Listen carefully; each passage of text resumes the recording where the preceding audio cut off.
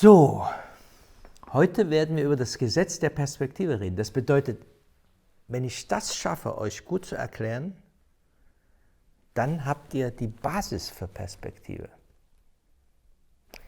Also, ich werde es heute versuchen, mal sehen, ob es klappt. Erstmal in eigener Sache. Ich habe euch ja gebeten, mir Bilder zu schicken, über die ich dann vielleicht hier mal reden kann. Es sind schon einige Sachen angekommen. Ich habe mir aber jetzt vorgenommen, in irgendeiner Zeitfolge, ja, ob das jetzt nach 10 ist oder nach 5 ist, kommt jetzt auf die Dinge an, die da ankommen, eine Sendung immer für diese Besprechung der Bilder, die ihr mir einschickt, zu verwenden. Also schickt weiter und bleibt dran. Ich habe manchmal den Eindruck, dass ihr eine Sache macht und die eine Sache schickt. Also wenn ich über Skizzenbücher rede, fände ich es gut, wenn ihr viel macht. Also das Hineinkommen ins Zeichen bedeutet natürlich auch Übung. Ich habe gesagt, die Skizzenbücher sind dazu da, dass man seine Angst wegnimmt, dass man einfach versucht und immer wieder was macht. Nicht unbedingt immer konkret wird, aber mit Übung, mit Schraffuren, mit all den Sachen, die wir schon besprochen haben. Letztes Mal habe ich gefragt, warum ist es möglich, dass aus diesem zweidimensionalen Feld, also die Straße von oben, diese zwei Bilder entstehen können, die auf einmal einen räumlichen Eindruck haben. Es gab eine Antwort und die Dame sagte, weil ich hier einen Draufblick habe und hier stehe ich über den Bäumen und hier stehe ich unter den Bäumen. Ja, natürlich ist das das Ergebnis, aber warum ist das so? Das ist ja die Frage. Ich nehme jetzt mal ein paar Antworten aus meiner Lehrtätigkeit an der Uni und da kam natürlich immer diese, ja, die Dinge werden von vorne nach hinten kleiner. Absolut richtige Antwort. Linien laufen in einem Fluchtpunkt. Sie hängen immer auf dem Horizont. Und solche Antworten kamen da. Das weist eigentlich darauf hin, dass jeder irgendwie irgendwo irgendwas über Perspektive gehört hat. Aber sobald ich die Frage stelle und versuche euch jetzt mal kurz zu beantworten, wo ist der Fluchtpunkt? Dann kommen Antworten wie, na dort, wo ich hingucke. Das ist die schlimmste Antwort, die man überhaupt dafür geben kann. Weil ich kann dorthin gucken, dorthin gucken, dorthin gucken. Ist dort jetzt ein Fluchtpunkt, dort ein Fluchtpunkt oder dort ein Fluchtpunkt? Ich rede ja von einem Gesetz. Und ein Gesetz bedeutet, ich muss es ganz, ganz exakt beantworten können. Ganz exakt. Ich habe mich in der Vorbereitung auf diese Sendung, habe ich mir mal wieder ein paar Bücher angeguckt, auch neueren Datums. Ich habe ungeheuer viel Vlogs oder Tutorials mir angeguckt. Es ist für mich was ganz Wundersames. Also es wird oft eigentlich ganz meiner Ansicht nach richtig erklärt, aber die eigentliche Frage, was ein Fluchtpunkt ist, wird nicht beantwortet. Wenn man wirklich Glück hat, heißt es, parallele Linien gehen in einen Punkt rein. Und das wäre eigentlich auch schon das Gesetz. Weil ich kann euch nicht erklären, warum man den Eindruck hat, dass eine Schiene, auf der man läuft, die immer parallel zueinander ist, eine Eisenbahnschiene, warum die auf einmal die Illusion hat, wenn man in die Ferne guckt, dass die auf einen Punkt zulaufen. Das weiß ich nicht, das ist das Gesetz. In unserer Raumvorstellung gehen die Dinge nach hinten, werden sie kleiner. Und man hat in der Vergangenheit nicht gewusst, dass das einem Gesetz unterliegt. Und dieses Gesetz heißt eben, alle parallelen Linien treffen sich in der Wahrnehmung des Auges in einem Punkt. Jetzt ist nur noch die Frage, wo ist der Punkt? Und diese Frage wird in keinem Fall wirklich so beantwortet, dass ich mit dem arbeiten kann. Lass mich noch mal ein ganz anderes Beispiel nennen. Irgendwann vor 60 Jahren hat irgendeiner ein Brett erfunden und hat unter das Brett 4 Räder geschraubt. Und dann hat er gesagt, da stelle ich mich drauf und schubst mich ab. So, er musste die Balance halten. Das war erstmal der erste große Augenblick, kann man sich auf so einem Brett halten. Und dann, als er das konnte, entwickelte sich auf einmal eine Sportart. Ihr wisst, was ich meine. Das Skateboard, was die Leute heute mit Skateboard machen, ich weiß nicht, ob vor 60, 70 Jahren derjenige, der die ersten Räder da drunter geschraubt hat, ob der überhaupt dran dachte, dass das so ein Sport, dass sich daraus so ein Sport entwickelt. Und wenn ich das jetzt übersetze auf den Fluchtpunkt, sage ich, wir müssen doch erstmal das Brett und die 4 Räder erklären. Dann ein Salto damit zu machen, das kommt später. Aber bevor ich die Balance nicht halten kann, kann ich kein Salto machen. Also ich muss euch diesen Fluchtpunkt erklären. Ich habe dazu mal eine eine Reihe von Zeichnungen gemacht und ich versuche euch das jetzt mal zu erklären. Also wenn das Gesetz sagt, es gibt einen Punkt, dann müssen wir fragen, wo ist der Punkt? Und das müssen wir einem 6-jährigen Kind, was zur Schule geht, muss das unbedingt erklärbar sein. Das Kind muss jetzt immer sagen, der Fluchtpunkt ist dort oder dort. Wie viele Fluchtpunkte gibt es? Da gibt es Antworten wie Ein-Punkt-Perspektive, das liest man ja überall, 2-Punkt-, 3-Punkt-Perspektive. Ich sage euch, das sind Spezialfälle. Auf die Frage, wie viele Fluchtpunkte es gibt, das sind nicht 1, das sind nicht 2, das sind nicht 3, das sind unendlich viele. Und ich erkläre euch heute nicht den Fluchtpunkt mit dem Begriff Horizont. Horizont ist ja schon wieder ein neuer Begriff. Und ich werde euch das nächste Mal zeigen, dass der Horizont nur aus dem Fluchtpunktbegriff herausgeht. Also ich kann den Horizont nicht erklären, ohne den Fluchtpunkt begriffen zu haben. Weil alle sagen, ja, wo Himmel und Erde zusammentreffen. Das ist ein Spezialfall des perspektivischen Horizont.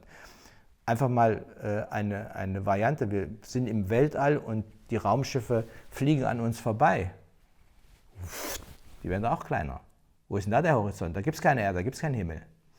Also der perspektivische Horizont ist eine ganz eigene Geschichte. Und auf die Frage, wie viele Horizonte gibt es, ihr könnt euch vorstellen, was jetzt die Antwort ist, es gibt unendlich viele Horizonte. Das ist da sagen alle, das kann doch gar nicht sein. Den Horizont, der in den meisten Fällen beschrieben wird, das ist der am meisten benutzt wird. Aber ich werde euch viele Fälle zeigen, wo der Horizont, dieser eine Horizont, der ähnlich wie der Erd- und Himmelshorizont ist, der in den meisten Fällen benutzt wird, der uns in vielen Fällen gar nichts nützt.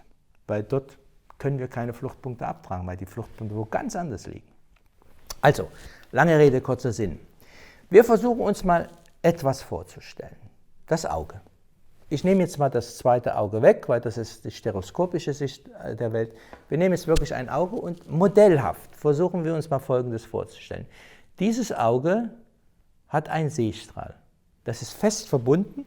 Ich habe es mal hier so einen kleinen Augapfel gemacht und ist fest verbunden mit dem Auge. Also ihr könnt jetzt sehen, wenn ich dahin gucke, seht ihr, wo mein Sehstrahl hingeht. Überall, wo ich gucke, seht ihr seht genau, wo ich hingucke. Was sehe ich aber vom Auge? Ihr seht also meinen Sehstrahl. Aber was seht ihr was sehe ich von meinem Auge? Wenn ich euch diesen Punkt zeige, ich sehe von meinem Sehstrahl nur einen Punkt. Ich kann ja nicht aus meinem Sehstrahl raustreten und mir den Sehstrahl von der Seite angucken. Das geht nicht, weil der Sehstrahl wandert mit mir rum. Ja? Und jetzt müssen wir wissen, dieser Sehstrahl wird vom Betrachter, sein eigener Sehstrahl wird nur als Punkt wahrgenommen, weil er eben fest mit dem Augapfel verbunden ist. Und das ist die ganze Erklärung. Also, wenn man jetzt sagt, dort wo ich hingucke, sage ich gucke jetzt dorthin, da irgendwo an der Wand ist ein Fluchtpunkt. Aber für wen ist denn der Fluchtpunkt? Ich wüsste jetzt nicht, wo da irgendwas hinfluchten würde. Wenn ich aber jetzt die Seiten dieser Wände mir angucke, ich sage, die Wände gehen jetzt alle, die sind ja parallel zueinander, das ist ein rechtwinkliger Raum, dann müsste ich doch nach dem Gesetz nur diesen Sehstrahl parallel zu diesen Wänden setzen. Seht ihr? Und jetzt, und das ist die Antwort, das ist das Brett mit den 4 Rädern. Und jetzt wird aus diesem Punkt, aus meinem Sehstrahlpunkt, den Punkt, den ich von meinem Sehstrahl sehe, wird in diesem Augenblick der Fluchtpunkt für all die Linien, die zu diesem Sehstrahl parallel sind. Versteht ihr, was das bedeutet? Wenn man den Fluchtpunkt erklärt, müssen wir die Abhängigkeit vom Betrachter, ich habe das Bild der Welt, es geht um mein Bild der Welt, es geht um des Betrachters Bild der Welt. Also das passiert hier in diesem Auge. Das Gesetz realisiert sich hier sozusagen, da geht alles sozusagen in die Spitze rein. Aber diese Spitze hat was mit unserem Sehstrahl zu tun, weil der ist ja auch eine Gerade. Und die Geraden laufen, wenn sie parallel zueinander sind, in einem Punkt. Und dieser Punkt ist eben der Punkt des Sehstrahls des Betrachters. Das klingt, ich hoffe, dass ihr es jetzt kapiert habt. Wir werden das jetzt noch ein paar Mal durchgehen. Aber das ist die ganze Erklärung. Und glaubt mir, alles, was wir jetzt machen werden, wird nur auf diesen einen Satz wieder reduziert werden. Schattenkonstruktion, Licht-Schattenkonstruktion geht nur, weil es dieses Fluchtpunktgesetz gibt. Ich werde es euch zeigen.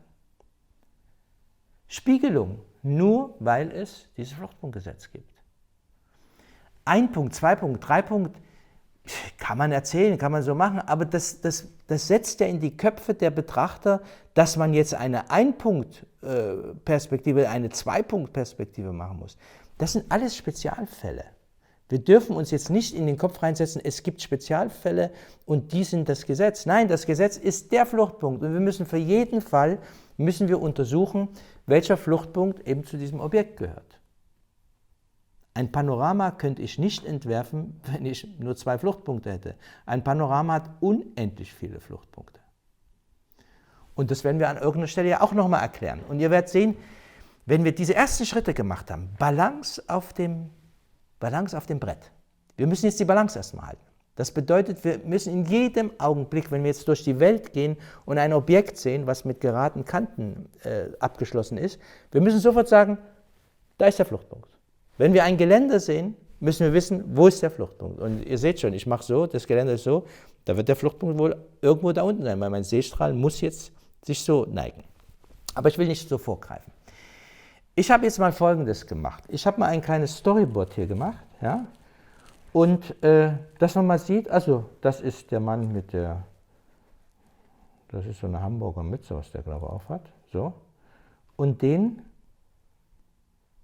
gucken wir uns jetzt mal von der Seite an, da geht der Sehstrahl aus ihm raus. Jetzt steht dieser Mann in einer Anhäufung von Würfeln, die stehen vor ihm.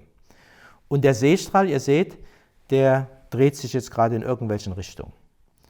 Und jetzt im Bild 4 ist der Sehstrahl jetzt parallel zu den Würfeln. Die Würfel stehen scheinbar alle parallel zueinander. Ich habe das jetzt mal rot unterstrichen. Alle Parallelen der Würfel stehen also in einer Richtung und der Sehstrahl ordnet sich dieser Parallelität um. Also, der Sehstrahl ist in der Richtung der Würfel geschaltet. Also, der Sehstrahl ist parallel zu den Kanten des Würfels. Und jetzt fahren wir mal an diese Person ran. Immer noch sehen wir ihn von außen.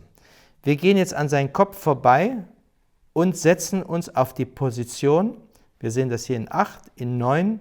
Und jetzt setzen wir uns auf die Position des Mannes selber und sehen auf einmal in diesem Augenblick, ich werde es hier nochmal unterstreichen, wir sehen auf einmal von unserem Sehstrahl, den wir in den anderen Bildern immer als Sehstrahl gesehen haben, in dem Augenblick, wo wir selber der Mann werden, wird dieser Sehstrahl ein Punkt.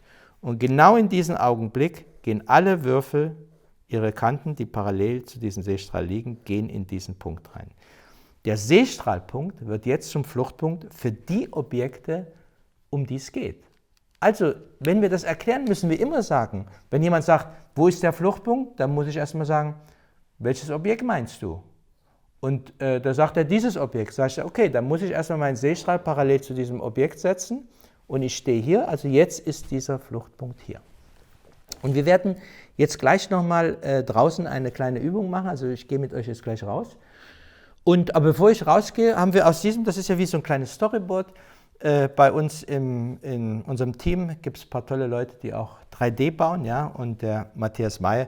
Ich habe gesagt, mach mal daraus eine kleine Animation. Das hat er gemacht und guckt die euch mal an.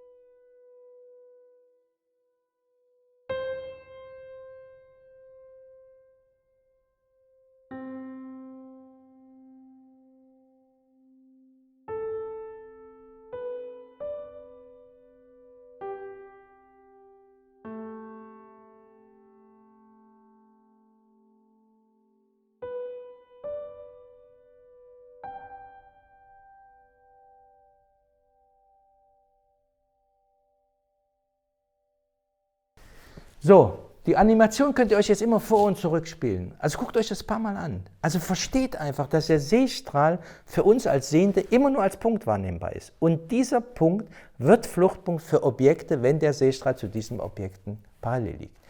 Nun könnt ihr gleich fragen, nicht alle Objekte haben ja gerade Kanten.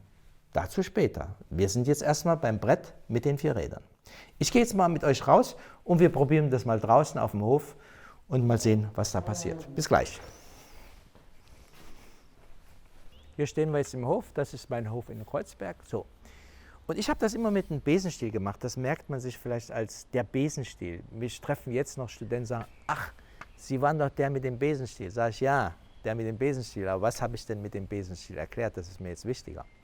Und manche können es mir noch erklären, aber manche haben eben nicht weitergearbeitet. Und das ist wie mit dem Brett und den 4 Rädern. Also wenn ich nur die Balance kann und dann das Brett zur Seite lege, dann werde ich nie zum Salto Mortale kommen. So, das ist mein Seestrahl, der Besenstiel. Ja? Und ich gucke jetzt überall rum. So, hier. Ich gucke rum, überall kann ich jetzt rumgucken. Ihr seht jetzt genau, wo ich hingucke. Ich sehe aber nur hier, ich sehe nur den Punkt meines Seestrahls. Ja? Ist das klar? So. Und jetzt geht es, schaut mal in diese Tiefe rein. Ja? Das ist die Tiefe des Hofes. Und ihr seht, hier gibt es 2 Gebäude, das große Gebäude und das kleine Gebäude. Und diese Gebäude stehen zueinander parallel. Das bedeutet, diese Linien sind alle parallel zueinander. Ja? So, und jetzt machen wir Folgendes. Jetzt nehme ich meinen Seestrahl und gehe zu dieser Linie parallel. Zu den Linien der Häuser. Seht ihr? Die sind jetzt parallel. Und wenn ihr jetzt hier reinguckt, dann seht ihr, jetzt halten wir mal die Kamera still. Ich werde es jetzt vielleicht nicht ganz genau hinkriegen, aber jetzt guckt mal, wie die Linien dieser Gebäude jetzt genau in diesen Punkt reingehen. Dieser Punkt ist natürlich nicht hier vorne, der ist in der Unendlichkeit. Also wenn ich mich jetzt wieder in das Bild reinstelle und ihr übernehmt jetzt meinen Blick, dann seht ihr, dass ich von diesem Punkt aus sozusagen den Fluchtpunkt bestimmt habe. Und jetzt passiert Folgendes, jetzt gehen wir mal zusammen. Ich wandere jetzt hier. Ihr seht, der Fluchtpunkt wandert. Jetzt schaut, wie sich das Bild hinten verändert. Von dem kleinen Gebäude sehe ich bald keine Flucht mehr, weil ich jetzt genau in der Flucht des Gebäudes liege. Also, wie viele Fluchtpunkte haben wir jetzt gehabt? Wir hatten doch jetzt schon, also wenn wir jetzt Punkt für Punkt hier abbilden würden auf dieser Linie, hätten wir schon hunderte von Fluchtpunkten. Weil für jede Position, die ich einnehme, habe ich natürlich einen anderen Fluchtpunkt. Das bedeutet, die Objekte werden auch anders gesehen. Und das werden wir gleich nochmal zeichnerisch machen, dass ihr seht, was wir eigentlich mit diesen einfachen, was wir mit dieser einfachen Erklärung eigentlich schon hinkriegen. Das, was wir jetzt draußen gesehen haben, schauen wir mal, was das wirklich auf so einem Bild macht. Also das ist jetzt ein Foto, ein Standbild von dieser Situation. Und ich gehe jetzt einfach mal mit einer roten Linie entlang dieser Fluchtlinien. Ja? Also ich versuche das wirklich so genau ich das hier kann, die Linien erstmal nur zu verfolgen. Mal gucken, wo die sich treffen. Was wir jetzt gelernt haben, wir stehen genau gegenüber von diesem Punkt. Und dieser Punkt ist unser Seestrahl, den wir als Punkt sehen. Und er ist wird deswegen zum Fluchtpunkt, weil der Seestrahl, der genau von unserem Augpunkt sozusagen in die Unendlichkeit geht, er wird zum Fluchtpunkt für diese anderen parallelen Linien, weil dieser Seestrahl eben parallel zu diesen anderen Linien ist. Also wir müssen unseren Seestrahl, und das wiederhole ich jetzt bestimmt noch öfters, wir müssen unseren Seestrahl parallel zu diesen Linien ordnen, um die es geht. Und hier hätten wir den ersten Beweis. Wenn ich jetzt wandern würde, das werden wir jetzt mal auf dem Papier machen, dann werden wir sehen, dass das Bild sich ändert. Also, legen wir das iPad wieder weg und machen das Ganze jetzt mal hier auf dem Papier. So, ich mache jetzt eine ganz einfache Geschichte. Ich sage, wir haben hier eine Rückwand von einem Raum. Wie hoch ist die Rückwand? Wie breit ist die Rückwand? Ich könnte jetzt ein Maß geben, aber das verstehen wir irgendwie nicht. Ich setze jetzt mal hier eine Figur rein. Also hier an der Wand steht ein Mensch. Jetzt wissen wir schon, aha, Wenn der Mensch 1,70, 1,80 groß ist, passt hier 2,5 Mal rein, dann ist der Raum, ziemlich hoher Raum, also 3,20, er wird ungefähr 4 Meter hoch sein. Wenn wir die 4 Meter haben, wissen wir ungefähr, wenn das 4 Meter ist, dann ist er ungefähr 6 Meter breit. Also, ich weiß nur, indem ich einen Mensch reinsetze, weiß ich eigentlich schon was über eine Proportion eines Raumes. Wir werden dann auch über den Menschen selber reden. Ich werde euch zeigen, dass ein zu großer Kopf den Raum klein macht. Aber dazu kommen wir später. So. Also er steht nur an dieser Wand. Er hat noch nichts mit uns zu tun. Er steht einfach nur uns gegenüber auf dieser Wand. Wenn wir jetzt auf seine Augenhöhe, die ja hier ist, einen Punkt hinsetzen und sagen, das wäre der Fluchtpunkt für die Kanten dieses Raumes. Was sagt uns dieser Punkt? Er sagt uns, wir stehen auf gleicher Höhe wie der Mensch an der Wand, aber wir stehen gegenüber von diesem Punkt. Das bedeutet, die Linien des Raumes fluchten jetzt für uns in diesen Punkt hinein. Und ich kann jetzt genau sagen, wo ich stehe. Wir haben gesagt, der Raum ist 4 Meter hoch und er ist 6 Meter breit.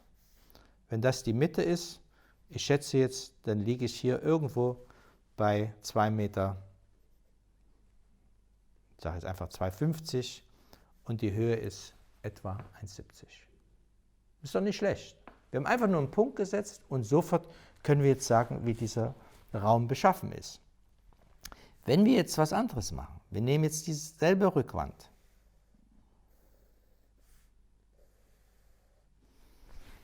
Und jetzt gehe ich mal hier rüber. Ich bleibe auf der Höhe. Wir zeichnen wieder unseren Menschen rein. So. Ihr werdet dann sehen, warum das immer gut ist, den reinzuzeichnen.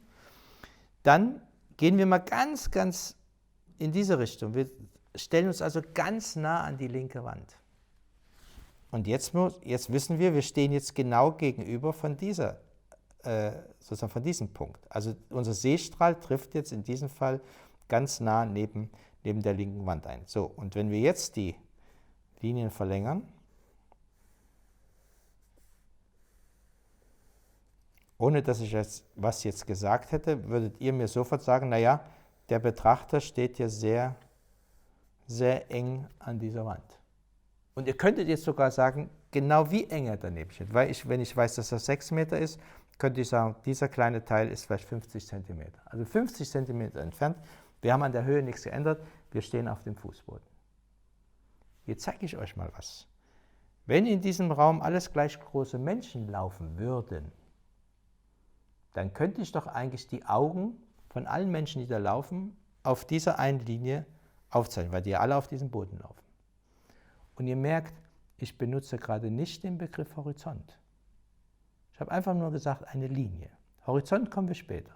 Höchstens in der nächsten Sendung. So, jetzt zeichne ich hier zwei.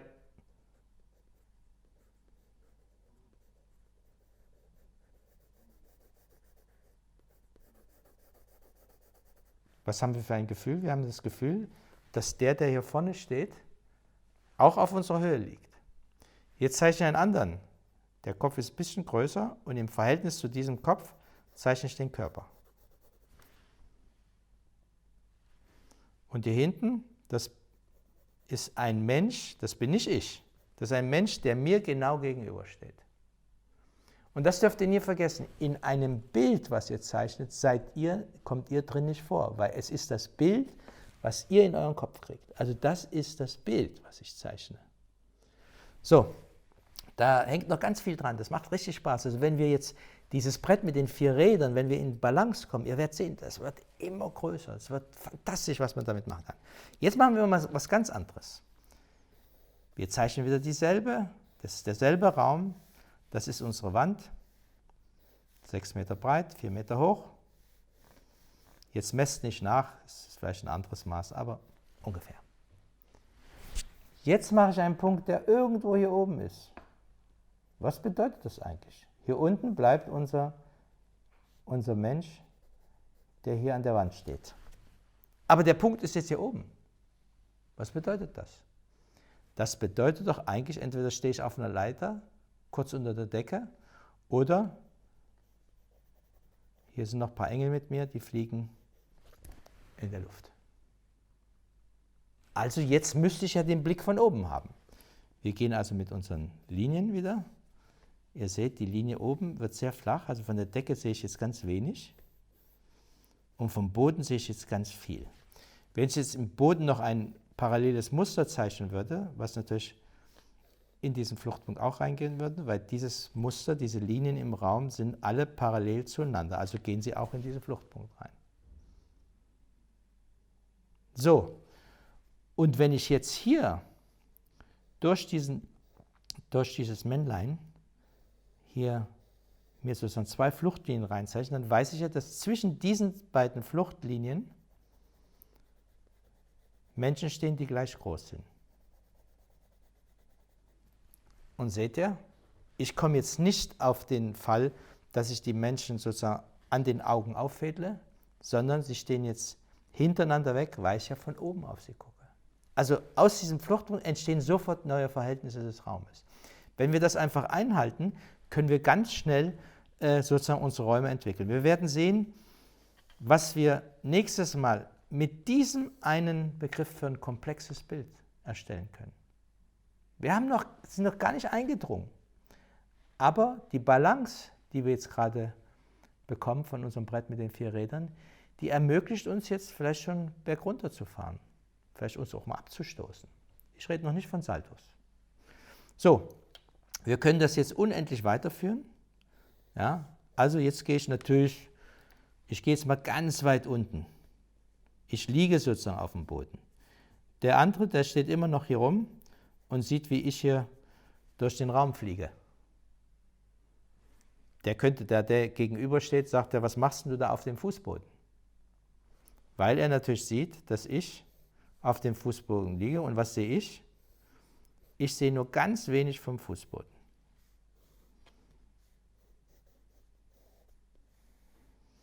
Und wenn ich jetzt hier den Menschen sozusagen auch mit Fluchtlinien versehe, dann weiß ich, dass zwischen diesen Fluchtlinien ich immer wieder den gleich großen Menschen zeichnen kann.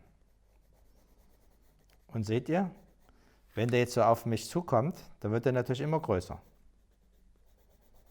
Weil ich liege ja. Das kennt man ja, wenn man ein Kind ist und von unten guckt, da werden die Menschen einfach überdimensional groß. Wenn ich mit ihnen auf einer Höhe liege, sind sie alle auf einer Ebene. Wenn ich größer als sie bin, werden sie auf einmal ganz klein, weil ich einen Draufblick habe. Also der Wandel des Fluchtpunktes erzählt uns nur, wie sich der Betrachter bewegt. Und der Fluchtpunkt ist kein willkürlich gewählter Punkt, weil dann wäre es kein Gesetz. Der Fluchtpunkt kann nur gesetzt werden, wenn wir wissen, um welche Objekte es geht, in diesem Fall die Kanten des Raumes. Und wir müssen vom Gesetz her unseren Sehstrahl parallel zu diesen Linien setzen.